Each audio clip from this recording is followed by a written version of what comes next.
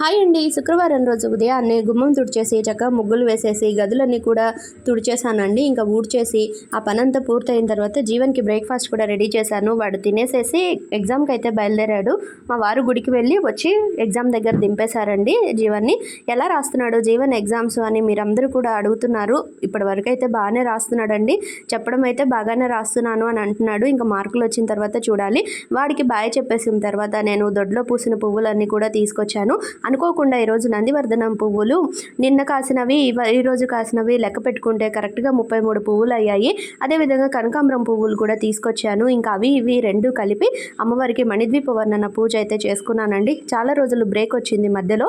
మళ్ళీ ఇవాళ అనుకోకుండా 2 రకాల పువ్వులు ఏర్పాటు అవడంతో చక్కగా పూజ చేసేసుకున్నాను. అదేవిధంగా వైభవలక్ష్మి పూజ కూడా పూర్తి చేసేసుకొని రామనామం కూడా రాసుకొని తర్వాత నేను కృష్ణ ఇద్దరము బ్రేక్ఫాస్ట్కి దోశ అయితే వేసుకొని తింటున్నాం. వీడియో నచ్చితే లైక్ చేసి సబ్స్క్రైబ్ చేసుకోండి. బాయ్.